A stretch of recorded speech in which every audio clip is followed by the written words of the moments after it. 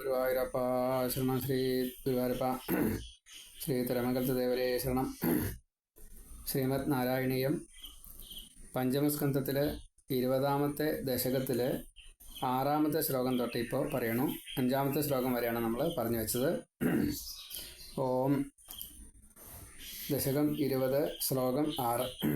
ഓം ജിതേന്ദ്രദത്താം കമനീം ജയന്തീം അഥ ഉദ്വഹന്നാത്മരതാശയോപി അജയജനസ്തത്ര ശതം തനൂജാൻ യേഷാം ക്ഷിതീശോ ഭരതോഗ്രജന്മാം. ഇപ്പം ഇവിടെ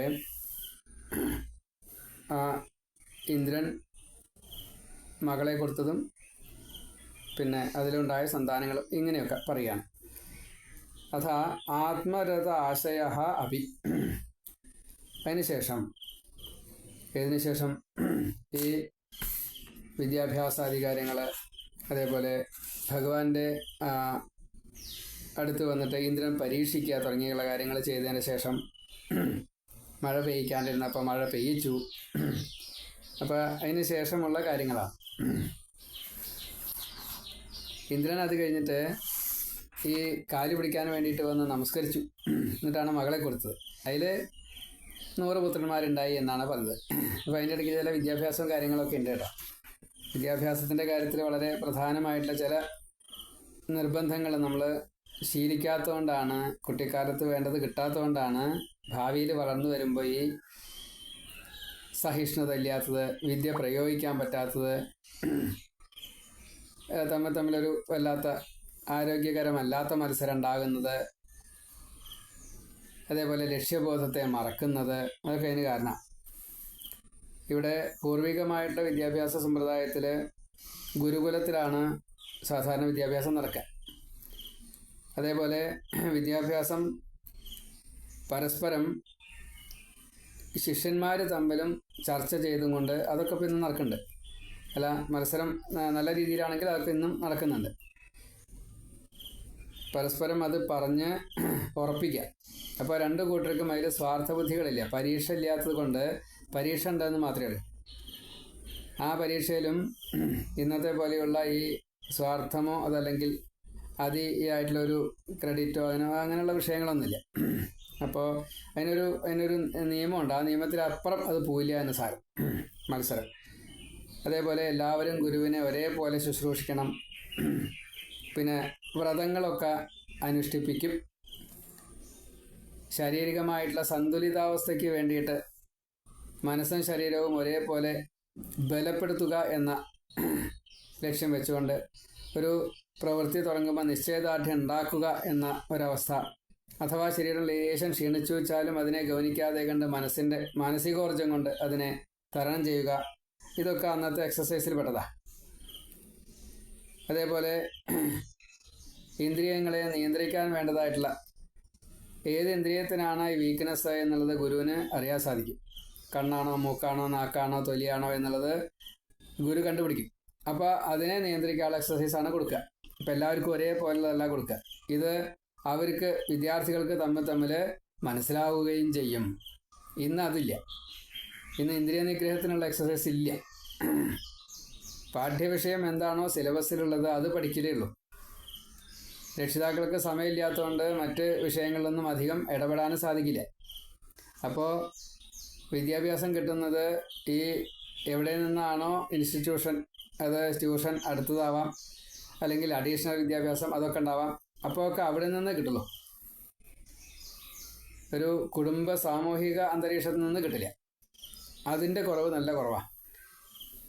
അതേപോലെ ഈ കുടുംബാന്തരീക്ഷത്തിലുള്ള ഒരു പ്രത്യേകത പണ്ടൊക്കെ, ഇപ്പില്ല, 2 കുടുംബങ്ങൾ തമ്മിലുള്ള ചർച്ചകളിൽ അവിടുത്തെ ഗുണവും ദോഷവും ഒരേപോലെ, നന്മ തിന്മകളെ ചർച്ച ചെയ്യപ്പെടും. അത് വ്യക്തിപരമായിട്ടും സാമ്പത്തികമായിട്ടും വിദ്യാപരമായിട്ടും ഈ സാമൂഹിക സ്ഥാനമാനങ്ങളെക്കുറിച്ചും അതേപോലെ സന്തോഷത്തെ പ്രദാനം ചെയ്യാൻ വേണ്ടതായിട്ടുള്ള കലാ കായിക പലതുമുണ്ട്. അതെല്ലാം ആ സമയത്ത് അവിടെ ചർച്ച ചെയ്യപ്പെടും. അതൊക്കെ തമ്മിൽ കൂട്ടി അതൊക്കെ ചെയ്യും. ഇന്നിപ്പോൾ അതില്ല. ഇന്നിപ്പോൾ അങ്ങനെ ഒരു വിവാഹം അല്ലെങ്കിൽ അങ്ങനെ എന്തെങ്കിലും നടക്കുമ്പോൾ മണ്ഡപത്തിൽ ചെന്നു തമ്മിലൊന്നുമില്ല, ഊണഴിച്ചു പോന്നു. കുറച്ചു നേരം എന്തൊക്കെയൊക്കെ ചങ്ങടും കൂടെയൊക്കെ പറഞ്ഞു, എനിക്ക് ആ തിരക്കുണ്ട്, എനിക്ക് ഈ തിരക്കുണ്ട്. തിരക്കൊന്നും ഇല്ലെങ്കിലും അങ്ങനെയൊക്കെ അഭിനയിച്ച് പോരുകയും ചെയ്യും, തിരക്കില്ലാത്തവരും. വിളമ്പാനും കൂടി ആളാണ്, അപ്പോൾ അതും കൂടി വേണ്ട, ചെല്ലുക, ഊണഴിക്കുക, പോരുക, കുറച്ച് നേരം അങ്ങനെ. അപ്പോൾ അങ്ങനെ ഇതൊരു വല്ലാത്ത അടുപ്പം ഇല്ലാത്തൊരവസ്ഥയിലേക്ക് എത്തി. പിന്നെയുള്ളത് ഈ മൊബൈൽ വഴിയുള്ള അല്ലെങ്കിൽ വാട്സപ്പ് എന്താ വെച്ചാൽ അതിലെന്താ കുഴപ്പം വെച്ചാൽ നല്ലത് മാത്രമേ പറയുള്ളൂ. എനിക്ക് ദോഷം വരാത്ത കാര്യങ്ങൾ മാത്രമേ ഞാൻ പറയുള്ളൂ. അവിടെ ഒരു ഓപ്പൺ മൈൻഡഡ് ആയിട്ടൊരവസ്ഥ വരില്ല.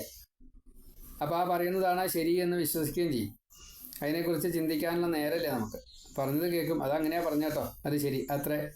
അപ്പോൾ അതിലൊരു ഫുൾഫില്ലിങ് നടക്കില്ല. ഈ ഫുൾഫില്ലിങ് നടക്കാത്തത് കൊണ്ട് തന്നെ വേണ്ട രീതിയിൽ പലതും മനസ്സിലാക്കാൻ സാധിക്കില്ല. അതാണ്. അപ്പോൾ ഇതൊക്കെ ഗുരുകുലത്തിൽ ഇത് അങ്ങോട്ടും ഇങ്ങോട്ടും അതിൽ ഗുരുവും ഇടപെടും. ശിഷ്യന്മാർ തമ്മിലുള്ള ഈ വിഷയങ്ങളിൽ ഗുരുവും ഇടപെടും. ഗുരു ഇടപെടുകയെന്ന് വെച്ചാൽ മാഷയെ പോലെയല്ല, അച്ഛനമ്മമാരെ എന്ന രീതിയിലാണ്. മുത്തശ്ശനെ പോലെ സ്നേഹിക്കും, അച്ഛനമ്മമാരെ പോലെ ശാസിക്കേണ്ടതാച്ചാൽ ശാസിക്കും, വേണ്ട പോലെ. അതേപോലെ ഗുരുവിനെ പോലെ മാഷയെ പോലെ ഉപദേശിക്കുകയും ചെയ്യും. അപ്പോൾ ഇവിടെ ഗുരുകുലത്തിലെന്ന് പറഞ്ഞു കഴിഞ്ഞാൽ സ്വതേ വിദ്യാഭ്യാസം നേടുന്നതോട് കൂടിയിട്ട് സ്വഭാവത്തിനും ഒരു അടുക്കും ചിട്ടയും കാര്യങ്ങളൊക്കെ ഉണ്ടാവും. അപ്പോൾ അതൊരു പ്രധാന ഘടകമാണ്.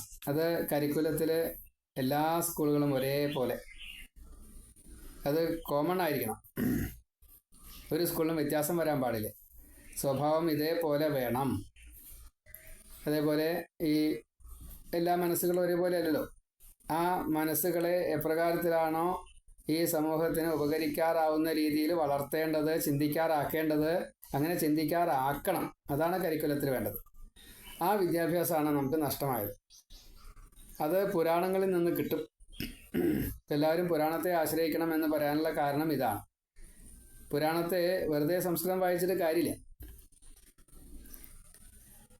സംസ്കൃതം വായിക്കുമ്പോൾ അതിൻ്റെ ആ അക്ഷരങ്ങളിലൂടെ പോകണമെന്ന് മാത്രമേ ഉള്ളൂ. അർത്ഥം മനസ്സിലാക്കിക്കൊണ്ട് അതിൻ്റെ വ്യാഖ്യാനങ്ങൾ, ബൃഹത്തായിട്ടുള്ള വ്യാഖ്യാനങ്ങൾ പറ്റുമെന്ന് വെച്ചില്ല, പറ്റുവെച്ചാൽ ചെയ്യാം. അല്ലെങ്കിൽ അതിൻ്റെ വാച്യാർത്ഥങ്ങളും അത് നെക്സ്റ്റും കൂടിയും വേണം. ശ്ലേഷ, വ്യംഗ്യ, ഗൂഢ, മർമ്മ, അങ്ങനെ പലതും ഉണ്ട്. അതിൽ രണ്ടാമത്തെ ഒക്കെ നമുക്ക് കിട്ടും. ചില വ്യാഖ്യാനങ്ങളൊക്കെ വായിച്ചാൽ രണ്ടാമത്തെ കിട്ടും. അപ്പോൾ അതും കൂടിയും കിട്ടണം. മറ്റത് കയ്യിൽ വാളേന്തി, അത് വാച്യാർത്ഥം മാത്രമാണ്. അപ്പോൾ ആ വാള എന്നുള്ളത് എന്ത്? അജ്ഞാനമാകുന്ന ഈ തമസ്സിനെ ഇല്ലാണ്ടാക്കാൻ വേണ്ടിയിട്ടാണ്, നശിപ്പിക്കാൻ വേണ്ടിയിട്ടാണ് വാള എന്ന ജ്ഞാനം. അങ്ങനെ ദ്വയാർത്ഥമുണ്ട്. ഈ ദ്വയാർത്ഥത്തെ കൂടി മനസ്സിലാക്കണം. അപ്പോഴാണ് ആ കഥയും അതിൻ്റെ തത്വങ്ങളും കൂടിയിട്ട് കിട്ടുള്ളൂ.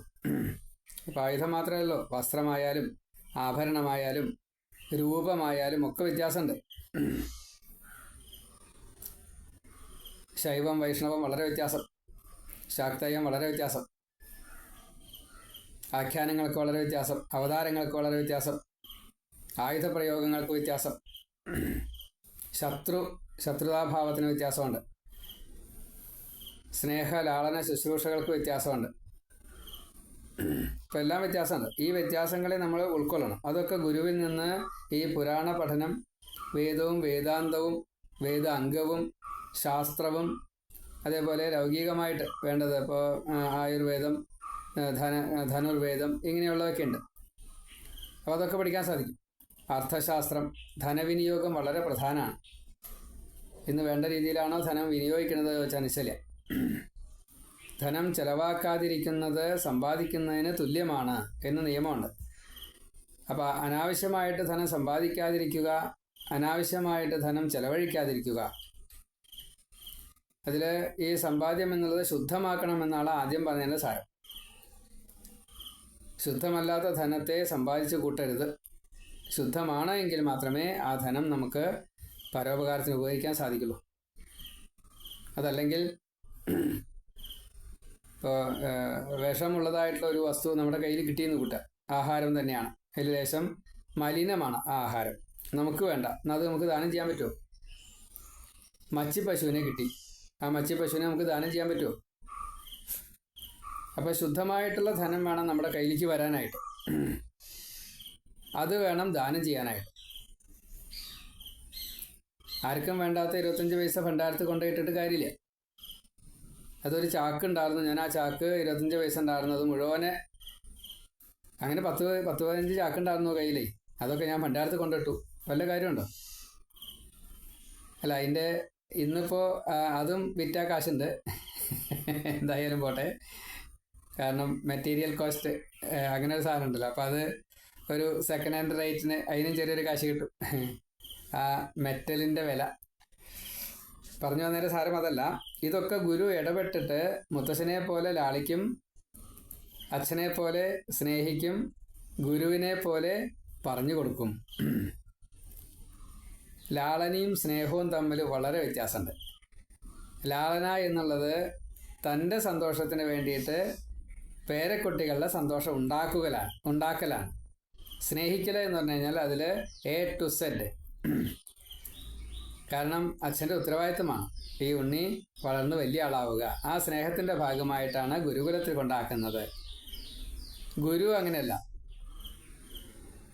ഈ ഉണ്ണിയുടെ അച്ഛൻ തന്നെ ഏൽപ്പിച്ച ഡ്യൂട്ടി, ഈ ഉണ്ണിക്ക് വേണ്ടതെന്തോ അത് വളരാൻ വേണ്ട സാഹചര്യത്തെ വിദ്യയിലൂടെ അറിവിലൂടെ വളരണേ. അല്ലാണ്ട് വെറുതെ വളർന്നിട്ട് കാര്യമില്ല. അറിവിലൂടെ വളരണം. അതിനാണ് എന്നെ ഏൽപ്പിച്ചത് എന്നുള്ള ധാരണയോട് കൂടിയിട്ട് വിദ്യയെ കൊടുക്കും. അപ്പം ഈ 3 ഭാവവും ഗുരുകുലത്തിൽ ഈ ഗുരുവും ഗുരുപത്നിയും കൊടുക്കും എന്നതാണ്. അതാണ് ഗുരുകുല സമ്പ്രദായത്തിൻ്റെ ഗുണം. അത് നമുക്ക് ഇന്നും കിട്ടും. ഇതേ വിദ്യാഭ്യാസ സമ്പ്രദായത്തിൽ തന്നെ കിട്ടും. കരിക്കുലത്തിൽ ലേശം വ്യത്യാസം വരുത്തൊക്കെ വേണ്ട സ്വഭാവ രൂപീകരണത്തിന്. അത് ഈ ഒരു സ്വാതന്ത്ര്യവും കാര്യങ്ങളൊക്കെ വിഷയമാണ്. ഏതായാലും അങ്ങനെ ഒന്നുണ്ട്. അതിന് പുരാണത്തെ ആശ്രയിച്ച് കഴിഞ്ഞാൽ അത് സാധിക്കും എന്നുള്ളത് ഉറപ്പാണ്. ഇപ്പം എല്ലാവരും പുരാണത്തെ കുറേശ്ശെ ആശ്രയിക്കുക. ഇപ്പം ഗുരുവിൻ്റെ ഗൃഹത്തിൽ വസിക്കുക. അതേപോലെ പഠനം പരസ്പരം ചർച്ച ചെയ്തുകൊണ്ട് പഠനം നടത്തുക. ഗുരുവിനെ ശുശ്രൂഷിക്കുക. വ്രതങ്ങളൊക്കെ യഥാവിധി അനുഷ്ഠിക്കുക. ഇന്ദ്രിയങ്ങളെ നിഗ്രഹിക്കാൻ വേണ്ട എക്സർസൈസുകൾ ചെയ്യുക. ഇപ്പോൾ പ്രാണായാമാദി കാര്യങ്ങളൊക്കെ അതിൽപ്പെടും. അതുപോലെ ആഹാരം കഴിക്കാതിരിക്കലും, ആഹാരം വേണ്ട രീതിയിൽ ശുദ്ധമായിട്ട് ഈ ഡയറ്റീഷ്യൻ നിർദ്ദേശിക്കുന്ന രീതിയിലുള്ള ആഹാരത്തെ കഴിക്കലും. അതേപോലെ പ്രഭാതത്തിലും പ്രദോഷത്തിലും ഉപാസനാദികൾ ചെയ്യുക. ആദിത്യം അംബികാം വിഷ്ണു ഗണനാഥം മഹേശ്വരം അന്യം ച. പിന്നെ പ്രകൃതി തത്വങ്ങളെ, സൂര്യനെ ആയാലും ചന്ദ്രനെ ആയാലും നക്ഷത്രങ്ങളെ ആയാലും ഭൂമിയെ ആയാലും ജലത്തെ ആയാലും പർവ്വതത്തെ ആയാലും മരങ്ങളെ ആയാലും പ്രകൃതി തത്വങ്ങളെ, സസ്യജാലങ്ങളെ, തിര്യജാതികളെ, പശുവർഗങ്ങളെ സംരക്ഷിക്കുക. അവരെ സ്നേഹിക്കുക. അവർ നമ്മുടെ ഭാഗമാണ്, അവരുണ്ടെങ്കിലേ നമ്മളുള്ളൂ എന്നുള്ള രീതിയിൽ അവർക്ക് വളരാൻ വേണ്ടതെന്തോ അത് ചെയ്തു കൊടുക്കുക, അത് ശീലമാക്കുക. ഇതൊക്കെ വിദ്യാഭ്യാസ കാലത്ത് ബ്രഹ്മചാരി എന്ന അവസ്ഥയിൽ മനോനിയന്ത്രണത്തിന് വേണ്ടിയിട്ട്, ലക്ഷ്യബോധത്തിന് വേണ്ടിയിട്ട് ഗുരുകുലത്തിൽ നിന്നും കിട്ടുന്നതാണ്. അപ്പോൾ അത് ഇവിടെ സൂചിപ്പിച്ചത് പ്രിയവ്രതൻ്റെ വംശത്തിൽപ്പെട്ടതായിട്ടുള്ള ഋഷഭദേവൻ തൻ്റെ കുട്ടിക്കാലത്ത് തന്നെ ഇന്ദ്രനാൽ പരീക്ഷിക്കപ്പെട്ടു. അപ്പോൾ ഭഗവാൻ ആ ഇന്ദ്രൻ്റെ പരീക്ഷയെ ജയിച്ചു. ഇന്ദ്രൻ്റെ പരീക്ഷയെ ജയിച്ചത് ആദ്യമേ തന്നെ വെച്ചാൽ പൂർവ്വജന്മകൃതം വിദ്യ ഉണ്ടായിരുന്നത് കൊണ്ടാണ്. നമുക്കതുണ്ടായിരുന്നില്ല, നമുക്കത് കഷ്ടിയാവും. അപ്പോൾ ഈ വിദ്യ ഉണ്ടായത് കൊണ്ട് ഇന്ദ്രനെ ജയിക്കാൻ സാധിച്ചു. ഇന്ദ്രൻ എന്നുള്ളത് ഇവിടെ വ്യാഖ്യാനത്തിൽ ഇന്ദ്രിയനാഥൻ എന്ന് കൊടുത്തിട്ടുണ്ട്. അപ്പോൾ അതിൻ്റെ വിശദീകരണത്താണ് ഈ വിദ്യാഭ്യാസത്തെക്കുറിച്ച് പറഞ്ഞത്. അപ്പോൾ നാരായണീയമായതുകൊണ്ട് അത് സംഗ്രഹിച്ചാണല്ലോ പറഞ്ഞത്. അപ്പോൾ അത് വിശദീകരിച്ച് കൊടുത്തിട്ടില്ല. അപ്പോൾ അതുകൊണ്ടൊരു വ്യാഖ്യാനം കൊടുത്താൽ അത്രയേ ഉള്ളൂ. ആ വ്യാഖ്യാനത്തെയാണ് ഇപ്പോൾ പാരായണം ചെയ്തത്. അഥ ആത്മരഥ ആശയ അപി ജിതേന്ദ്രദത്താം. അതാണ് അതിൻ്റെ വ്യാഖ്യാനമാണ് അപ്പോൾ ഈ വായിച്ചത്. അഥ അനന്തരം ആത്മരഥ ആശയ, ആത്മാരാമൻ ആണ് ഭഗവാൻ ഋഷഭദേവൻ. അതുകൊണ്ട് യാതൊന്നും ഇച്ഛിക്കുകയില്ല. ആത്മാരാമന് ആഗ്രഹങ്ങളില്ല, കാമത്തെ ജയിച്ചയാളാണ്. കാമാദികളെ ഷഡ്വൈരി ഷഡോർമി ഷഡരി ഇതൊന്നുമില്ല, പഞ്ചക്ലേശങ്ങൾ അതൊന്നുമില്ല. അങ്ങനെയുള്ള അദ്ദേഹം ജിതേന്ദ്രദത്താം, ഇന്ദ്രനാൽ ജയിക്കപ്പെട്ട ഇന്ദ്രനാൽ ദാനം ചെയ്യപ്പെട്ട ആ ഇന്ദ്രൻ ദാനം ചെയ്തു. എന്താ ദാനം ചെയ്തത്? ജയന്തി എന്നു പേരായ കമനീം, സുന്ദരിയെ, മനസ്സിനെ വരുതിയിലാക്കുന്ന, അല്ലെങ്കിൽ അങ്ങോട്ട് ആകർഷണം വരും, അങ്ങനെയുള്ള രീതിയിൽ കമനി, സുന്ദരിയായിട്ടുള്ള ഉദ്വഹൻ വിവാഹം കഴിച്ചു. എന്നുവെച്ചാൽ ദാനം കൊടുത്തു, കന്യാദാനം കൊടുത്തു ഇന്ദ്രൻ. ആ മകളെ, ഈ ജയന്തിയെ ഭഗവാൻ വിവാഹം കഴിച്ചു. തത്ര, അവിടെ ഭഗവാൻ വിദ്യാഭ്യാസം ചെയ്തൊന്നും പറഞ്ഞിട്ടില്ല. അപ്പോൾ അത് ഇൻ ബിറ്റ്വീനുള്ള ഭാഗവതത്തിലെ ഭാഗമാണ്. അതിൻ്റെ വ്യാഖ്യാനമാണ് ഇപ്പോൾ നേരത്തെ പാരായണം ചെയ്തത്. അവിടെ ജിതേന്ദ്രദത്ത ആത്മാരാമനായിട്ട് ആത്മരഥ ആശയ അഭി, ആത്മരഥ ആശയ അഭി, അങ്ങനെയുള്ള ആ ഭഗവാൻ ആണ് ഈ വിദ്യാഭ്യാസം ചെയ്തതെന്ന് പറഞ്ഞതാണ് വ്യാഖ്യാനം. തത്ര, അങ്ങ് ആ ജയന്തിയിൽ 100 തനൂജാൻ, 100 പുത്രന്മാരെ, അവിടെ തനൂജാൻ എന്നാണ് കൊടുത്തിരിക്കുന്നത്. തനുവിൽ നിന്നും ഉണ്ടായി എന്നാണ്. അപ്പോൾ ശരീരത്തിൽ നിന്നുണ്ടായി എന്നാണ്. അവിടെ യോനിജന്മാരായിട്ടല്ല ഈ കുട്ടികൾ ഉണ്ടായത് എന്ന് ഭഗവാൻ ഋഷഭദേവൻ തന്നെ പറയുന്നുണ്ട്. എൻ്റെ മാനസപുത്രന്മാരാണ് നിങ്ങൾ. 100 പുത്രന്മാരെ ഒരേപോലെ എല്ലാ യോഗ്യതയുമുണ്ട് എന്നാണ്. യോഗ്യതയെ അവിടെ വിശദീകരിക്കുന്നുണ്ട്. എങ്ങനെയാണ് വിശദീകരിച്ചത്? ആദ്യത്തെ പുത്രൻ താൻ തന്നെ തനിക്ക് തുല്യൻ ഭരതൻ. പിന്നത്തെ 9 പേര് കവിർഹരിരന്തരീക്ഷ പ്രബുദ്ധ പിപ്പലായന ആവിർഹോത്ര ദ്രുമിള ചമസ കരഭാജന. ഇങ്ങനെ 9 പേര് സനകാദി മഹർഷിമാരെ പോലെ ഊർധ്വലോക കുതുകികളായിട്ട്, പരിവ്രാജകരായിട്ട്. പിന്നീടുള്ള ഒരു 9 പേര് രാജ്യഭാരത്തെ ചെയ്യുന്ന കുശാവർത്തൻ, ഇളാവർത്തൻ, ബ്രഹ്മാവർത്തൻ, മലയൻ, കേതു, ഭദ്രസേനൻ, ഇന്ദ്രസ്പൃക്ക്, വിദർഭൻ, കീകടൻ, ഇങ്ങനെ 9 പേര് ഭരതമഹാരാജാവിനെ സഹായിക്കാനുള്ള ക്ഷാത്രവൃത്തി സ്വീകരിച്ചവര്.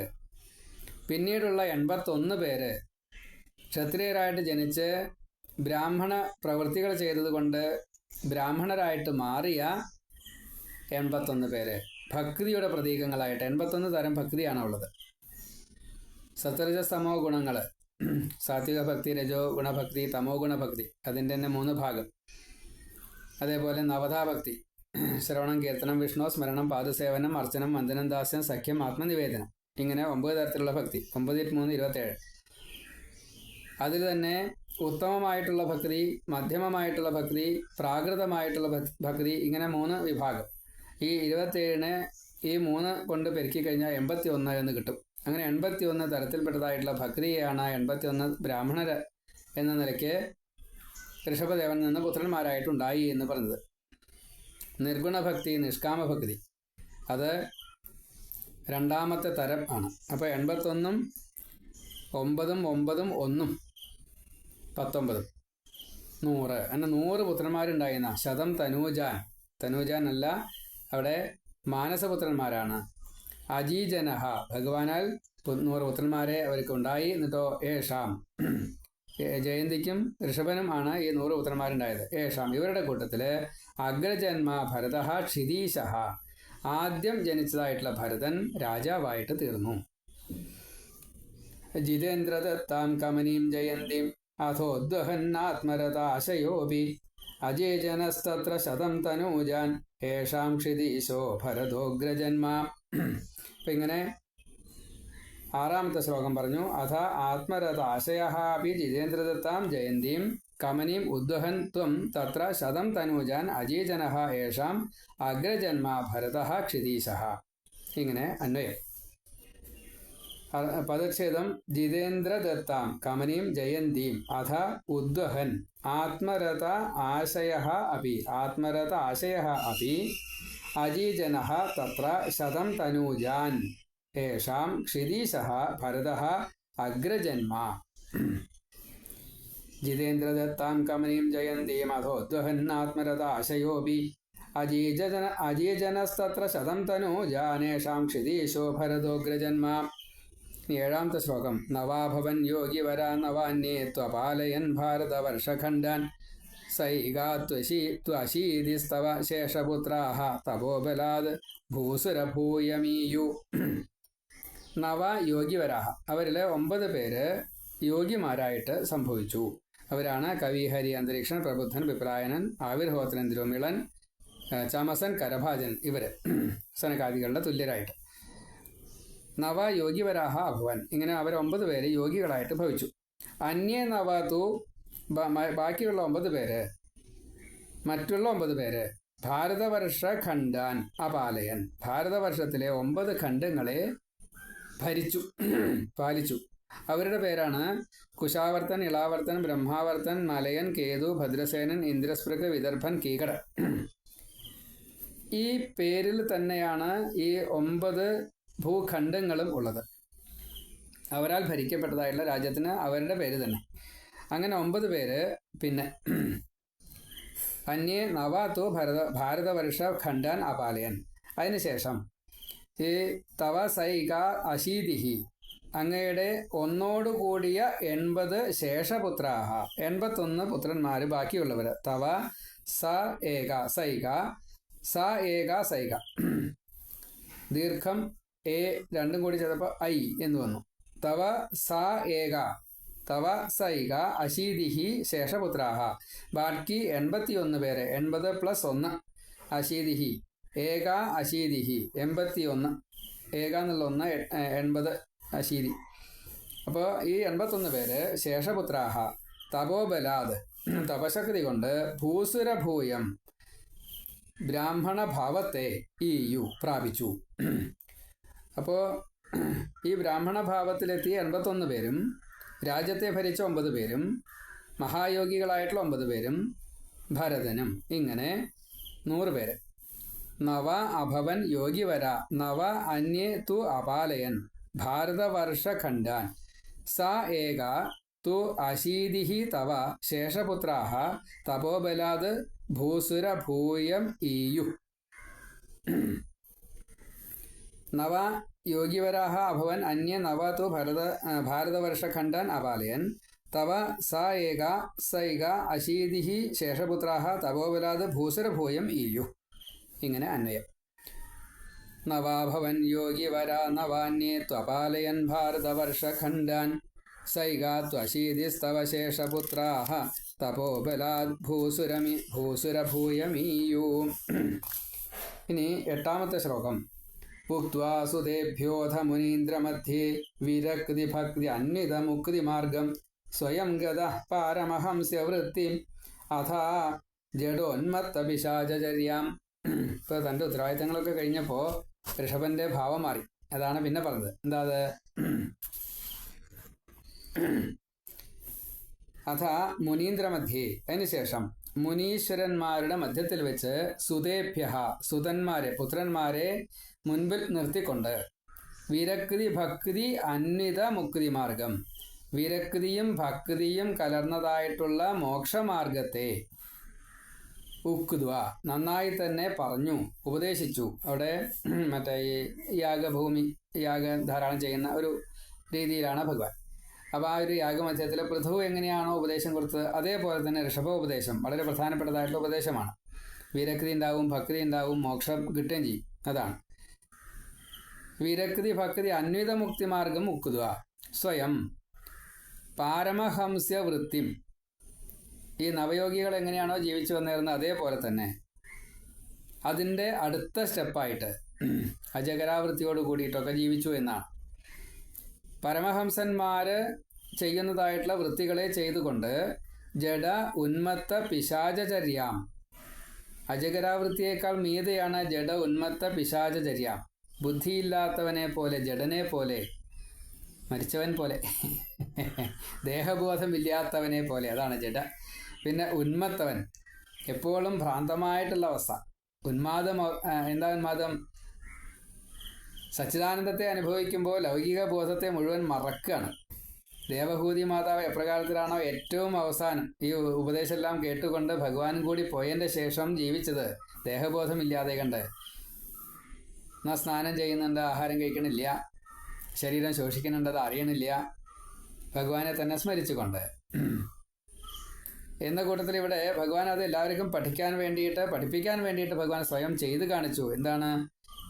ശരീരബോധമില്ലാതെ ജഡൻ എന്നുള്ള രീതിയിൽ, കണ്ണില്ല, കാതില്ല, കേൾക്കില്ല, പറയില്ല, മിണ്ടില്ല, ഒന്നുമില്ല, ഇന്ദ്രിയവൃത്തികളില്ല. അതാണ് ജഡത്വം. ഉന്മത്തവത്. പിന്നെ ഉന്മാദാവസ്ഥയെ അനുഭവിച്ചുകൊണ്ടാണ്, എപ്പോഴും സച്ചിദാനന്ദത്തെ അനുഭവിച്ചുകൊണ്ട്, പിശാചചര്യാം, ദേഹമില്ല, പിശാച് എന്നുള്ളതിൻ്റെ അർത്ഥം തന്നെ ദേഹമില്ലാത്ത അവസ്ഥയാണ്. ഇവിടെ ദേഹബോധമില്ലാത്ത അവസ്ഥ എന്നാണ്. ഇന്ദ്രിയബോധമില്ല, ദേഹബോധമില്ല.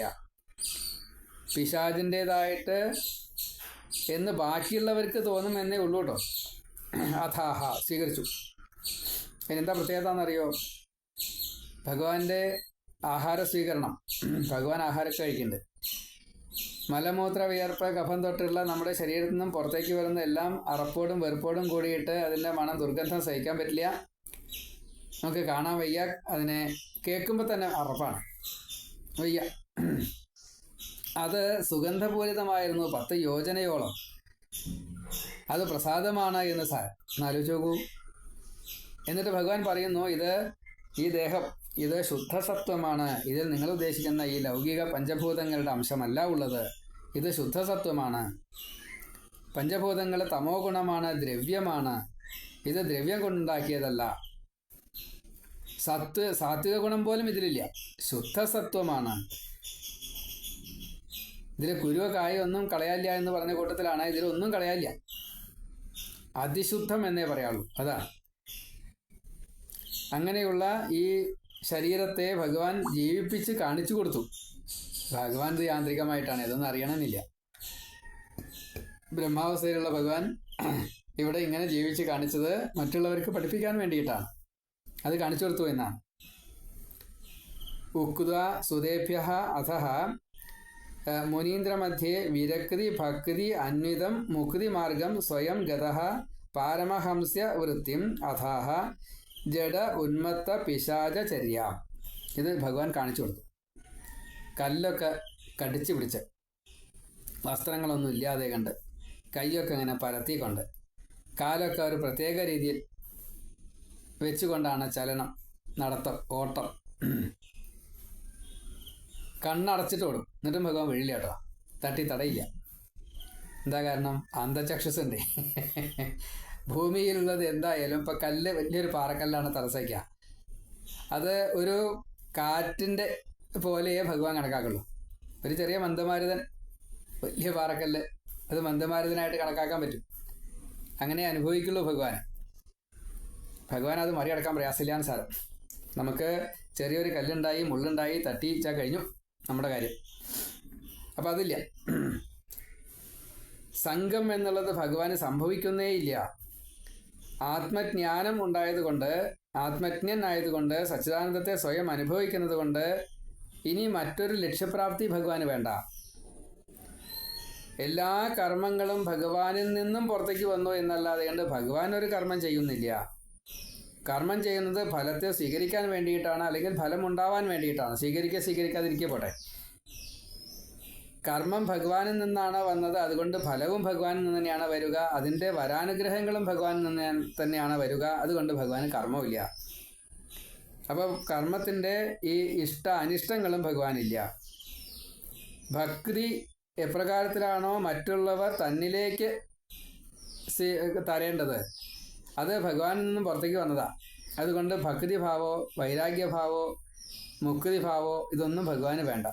പക്ഷേ ഇതെല്ലാം ഭഗവാൻ വാക്കാൽ പറഞ്ഞു, ശരീരം കൊണ്ട് പ്രവർത്തിച്ച് കാണിച്ചു കൊടുത്തു. മനസ്സിൽ അതുതന്നെ കൊണ്ട് നടക്കുകയും ചെയ്തു. മനസ്സാ വചസാ കർമ്മണ. ഭഗവാൻ അത് ജീവിച്ച് കാണിച്ചു കൊടുത്തു. അങ്ങനെ ഒരു അവതാരം വേറെ ഇല്ല ഭഗവാനെ പോലെ, ഋഷഭദേവനെ പോലെ. ശരിക്കും ഋഷഭദേവൻ്റെ ചരിത്രം പറയാച്ചാൽ മറ്റൊരു ഭാഗവതം. അത് വിസ്തരിക്കാത്ത കൃഷ്ണലീല പറയാൻ വേണ്ടിയിട്ടാണ്. അതുകൊണ്ടാണ്. കാരണം ഇത് ഉൾക്കൊള്ളാത്ര എളുപ്പമല്ല. ഇത് വളരെ ബൃഹത്താണ്. അതായത് ഈ ആദ്യത്തെ 9 പേര് സനകാദികൾ, പിന്നത്തെ 9 പേര് മഹാരാജാക്കന്മാർ, പിന്നത്തെ 81 പേര് മഹാബ്രാഹ്മണർ.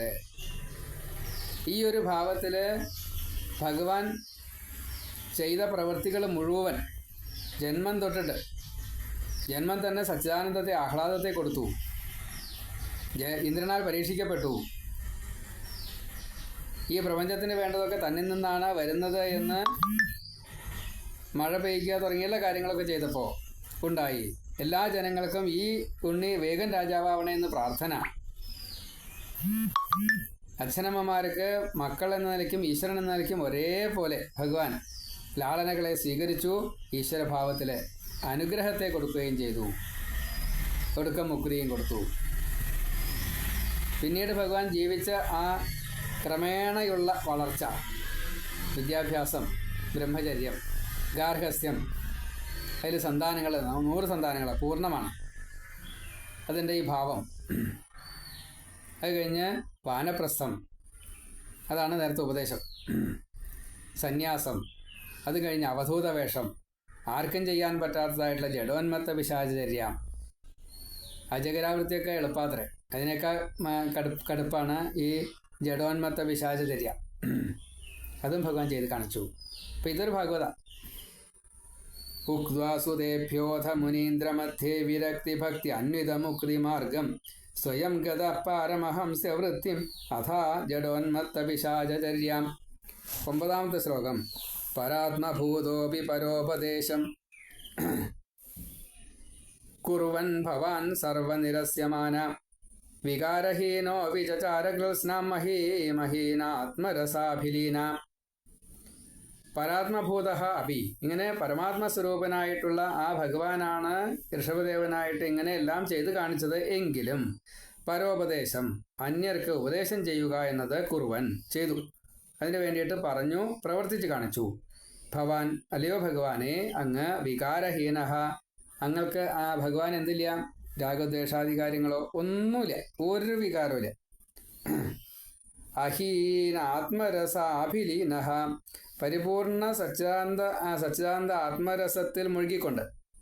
അഹീന ആത്മരസാഭിലീന, അഭിലീനനായിട്ടാണ്, ലീനഭാവല്ല, അഭിലീനൻ.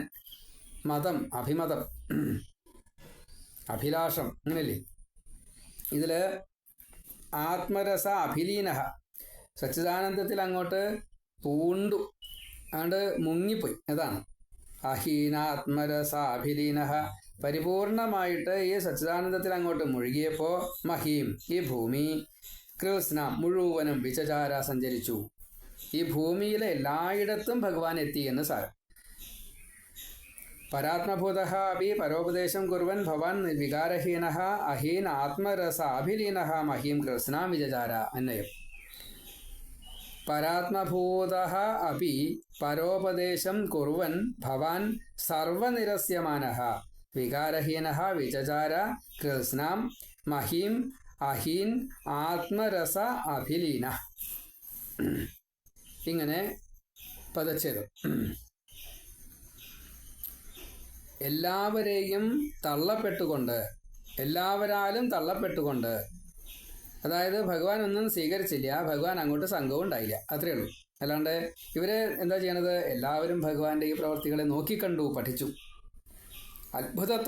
കൂടിയിട്ട് ഇതിങ്ങനെ പറ്റുമോ എന്ന് തോന്നിപ്പോയി. അതാണ് പരാത്മഭൂതഃ അപി പരാത്മഭൂതോപി പരോപദേശം കുർവൻ ഭവാൻ സർവനിരസ്യമാന വികാരഹീനോ വിചചാരകൃത്സ്നാം മഹീമഹീനാത്മരസാഭിലീനഃ. ഇനി 10ാമത്തെ ശ്ലോകം. ശയുവ്രതം ഗോമൃഗകാകചര്യാം ചിരം ചരന്നാപ്യപരം സ്വരൂപം ദവാഹൃതാംഗ കുടകാചലേ ത്വം താപാൻ മമാപാകുരുവാതനാഥ. ഈ ദശകത്തോട് കൂടിയിട്ട്, ഈ ശ്ലോകത്തോട് കൂടിയിട്ട് ദശകം സമാപിക്കുകയാണ്. ഹേ വാതനാഥ, ഗുരുവായൂരപ്പ, ശയുവ്രതം, പെരുമ്പാമ്പിൻ്റെ വ്രതം, കിടക്കുന്ന രീതിയിൽ ശയുവ്രതം. ഗോ മൃഗ കാകചര്യാം, പശുവിൻ്റെ പശു എന്നല്ല അർത്ഥത്തിലല്ല, തിര്യജാതികളുടെ, മൃഗത്തിൻ്റെ, കാകൻ്റെ, അവിടെ പശു പുല്ല് തിന്നണ പോലെ പുല്ല് തിന്ന, കാക്ക കൊത്തി തിന്നണ പോലെ എല്ലാം വൃത്തിയാക്കുക എന്ന് സാരം. മൃഗചര്യ, തോന്നിയത് തോന്നിയ പോലെ ചെയ്യാം. എന്താ തോന്നിച്ചാൽ അതാണ് ചെയ്യാം. അതൊന്നും സാധാരണ എളുപ്പമല്ല, ഒരാൾക്കും ചെയ്യാൻ പറ്റില്ല. നമ്മൾ തോന്നിവാസം കാണിക്കുന്ന പോലെയല്ല, തോന്നിയതുപോലെ ചെയ്യുന്നത് മുഴുവൻ അതുതന്നെയാണ് അവിടെ ചെയ്യേണ്ടത് എന്ന് തോന്നും. അതാണ്. ഇപ്പോൾ കാക്ക വന്നിട്ട് എല്ലാം കൊത്തി വൃത്തിയാക്കി ചെയ്തു വെച്ചാൽ പിന്നെ ഒന്നാട് അടിച്ചൂരി കളഞ്ഞാൽ സംഗതി കഴിയും. അതാണ് കാക്കയുടെ ഉപകാരം. അത് ശരിക്കും കാക്ക ചെയ്യുന്ന വലിയ ഉപകാരം. വൃത്തിയാക്കുന്ന പറയാം, പരിസരം വൃത്തിയാക്കും. കാക്കവൃത്തി എന്നുള്ളത് എന്തായാലും ആഹരിക്കാമെന്നാണ്, എത്ര ചീത്തയായാലും ആഹരിക്കും. അതാണ് നമ്മൾ ഈ പ്രാണിവർഗങ്ങൾ ഭൂമിയിൽ ഉണ്ടായത് തന്നെ മലിനമായിട്ടുള്ളതിനെ അവരാഹരിച്ച് പിന്നീട് തരുന്നത് വെറും മണ്ണ, പുറ്റുമണ്ണ്. അതങ്ങനെ ഒരു മണ്ണാണത്, ഒരു തരം മലമാണ്. ആ പുറ്റുമണ്ണ് ഔഷധമാണ്. അതരസം. ഈ മലിനത്തിൽ നിന്നാണ് ഇതുണ്ടായത്, ഈ മണ്ണുണ്ടായത്. ആ മണ്ണ് ഔഷധ എന്നാലോചിച്ച് നോക്കൂ. വല്ലാത്തൊരു ഭാവമാണ്. അപ്പം ഇങ്ങനെ ഹേ വാദനാഥ ശയുവ്രതം ഗോമൃഗ കാകചര്യാം, പശുവിൻ്റെയും മൃഗത്തിൻ്റെയും കാക്കയുടെയും ജീവിതചര്യ ചിരം ചരൻ, വളരെ കാലം ചെയ്തു. കാരണം ഇത് ഭഗവാൻ പഠിപ്പിക്കാൻ വേണ്ടിയിട്ടാണ്. അതാണ് അത് ഭാഗവതാവും എന്ന് പറഞ്ഞത്. ഭാഗവതത്തിലെ സൂചന മാത്രമേ ഉള്ളൂ. നാരായണീയത്തിലും ഒരു വരി കൊണ്ട് കഴിച്ചു. അത് അനവധി കാലം ചെയ്തു എന്നാണ്. ചിരം കാലം ചരൻ പരം സ്വരൂപം ആപ്യ, എന്നിട്ടോ പരമമായിട്ടുള്ള ഭഗവാന്റേതായിട്ടുള്ള രൂപത്തെ പ്രാപിച്ചിട്ട് കുടകാചലേ ദവാഹൃതാംഗ, കുടകാചലം കർണാടകത്തിലുള്ളൊരു സ്ഥലമാണ് കുടകം. അവിടെ കാട്ടുതീയാൽ അപഹരിക്കപ്പെട്ടതായിട്ടുള്ള ശരീരത്തോട് കൂടിയിട്ട് വലിയൊരു കാട്ടുതീ കണ്ടപ്പോൾ അവിടെ അനവധി ജീവജാലങ്ങളുണ്ട്. അവർക്കൊക്കെ മുക്തി കലായിരിക്കണം. എന്നാൽ അവർ തൻ്റെ ദേഹത്തോട് കൂടിയിട്ട് മുക്തി നേടിക്കോട്ടെ. ഭഗവാൻ ശ്രീരാമൻ സരയൂ നദിയിലേക്ക് ഇറങ്ങുകയാണ് ഉണ്ടായത്. വെള്ളത്തിലൂടെയാണ് മുക്തി, ഇവിടെ തീയിലൂടെയാണ് മുക്തി. അപ്പോൾ ഭഗവാൻ ഈ ദവാഹൃതാംഗ കാട്ടുതീയിൽ തൻ്റെ ശരീരത്തെ അങ്ങോട്ട് ചേർത്തു. അപ്പോൾ അവിടെയുള്ള സസ്യജാലങ്ങൾ, പ്രാണിവർഗങ്ങൾ, പക്ഷിമൃഗാദികൾ അവരൊക്കെ ഭഗവാന്റെ ഒപ്പം ഈ വൈകുണ്ഠത്തിലേക്ക് പോവുകയും ചെയ്തു. കുടകാചലത്തിൽ വെച്ചാണ് ഉണ്ടായത്. കുടകാചലേ ദവാഹൃതാംഗ. അങ്ങനെയുള്ള ഭഗവാനെ അങ്ങ് മേൽപ്പത്തൂർ പറയാണ് മമ താപാനാപാഗുരു, എൻ്റെ എല്ലാവിധത്തിലുള്ള ദുഃഖങ്ങളെയും ഇല്ലാണ്ടെയാക്കി തരൂ, മാറ്റിത്തരൂ. ശയുവ്രതം ഗോമൃഗ കാകചര്യാം ചിരം ചരന്നാപ്യ പരം സ്വരൂപം ദവാഹൃതാംഗ കുടകാചലേ ത്വം താപാൻ മമാപാഗുരുവാതനാഥ. അപ്പോൾ ശയുവ്രതം ചെയ്തു ഭഗവാൻ. പെരുമ്പാവനെ പോലെ കിടക്കുക, ഇങ്ങോട്ട് ആഹാരം കിട്ടിയിച്ചാൽ കഴിക്കും, അത്രയേ ഉള്ളൂ. ഗോമൃഗ കാകചര്യാം, പശുക്കളെ പോലെ, അതേപോലെ മൃഗസമാനനായിക്കൊണ്ട്, അതേപോലെ കാക്കകളെ പോലെ അതെല്ലാം പ്രവർത്തിച്ച് അനവധികാലം ചിരം ചരൻ, അനവധികാലം സഞ്ചരിച്ചു. അങ്ങനെ പരം സ്വരൂപം ചിരം ചരൻ ആപ്യ, അത്രയും അതെല്ലാം പ്രാപിച്ചതിൻ്റെ ശേഷം പരം സ്വരൂപം, പിന്നെ ഭഗവാൻ മുക്തിക്ക് വേണ്ടിയിട്ട് ആ തന്നിലേക്ക് തന്നെ താൻ ലയിപ്പിച്ചു, അത്രയേ ഉള്ളൂ. അതെങ്ങനെയാണ് ഉണ്ടായത്? തീയിലാണ്. ദവാഹൃതാംഗ കാട്ടുതീയിൽ കുടകാചലെ കുടകം എന്ന സ്ഥലത്ത് വെച്ചിട്ട് ത്വം താപാൻ എൻ്റെ ഈ ദുഃഖങ്ങളെ താപാൻ മമ, എൻ്റെ ഈ ദുഃഖങ്ങളെ അപാഗുരു ഇല്ലാണ്ടാക്കൂ വാദനാഥ എന്ന് മേൽപ്പത്തൂര് പറഞ്ഞു. ശയുവ്രതം ഗോമൃഗ കാകചര്യാം ചിരം ചരൻ ആപ്യ പരം സ്വരൂപം ദവാഹൃതാംഗ കുടകാചലേ ത്വം താപാൻ മമ അപാഗുരു വാദനാഥ, താപാൻ മമ അപാഗുരു വാദനാഥ. ശയുവ്രതം ഗോമൃഗ കാകചര്യാം ചരന്നാപ്യ പരം സ്വരൂപം ദവാഹൃതാംഗ കുടകാചലേ ത്വം താപാൻ മമാപാഗുരുവാദനാഥ. ഇങ്ങനെ ആ ദശകം അവിടെ സമാപിപ്പിക്കുകയാണ്. ഇനി ജംബൂദ്വീപം തൊട്ടുള്ള 9 വർഷങ്ങളിലെ ഭഗവാന്റെ വിവിധ മൂർത്തിഭാവത്തിലുള്ള അവതാര സ്വരൂപങ്ങളും ആ ഭഗവാന്റെ ഭക്തന്മാർ അവിടെ ഇരുന്ന് ഭജിച്ചതും അത് ഏതൊക്കെ രാജ്യത്താണ്, ഏതൊക്കെ ഭൂഖണ്ഡത്തിലാണ് എന്നെല്ലാം പറയുന്നതായിട്ടുള്ള ഒരു ദശകം, 21ാമത്തെ ദശകം. അത് നമുക്ക് നാളെ പാരായണം ചെയ്യാം. സർവത്ര ഗോവിന്ദനാമ സങ്കീർത്തനം, ഗോവിന്ദ ഗോവിന്ദ. അപ്പം ഇതൊക്കെ കുട്ടികൾക്ക് കേൾപ്പിച്ചു കൊടുക്കണമെന്ന് വിനീതമായിട്ട് പ്രാർത്ഥിക്കുന്നു. പുരാണ പരിചയം കൊണ്ട് സ്വഭാവശുദ്ധീകരണം നടക്കും, അതാണ് അതിൻ്റെ ഗുണം. ശ്രീ ഗുരുവായൂരപ്പ നാരായണ നാരായണ.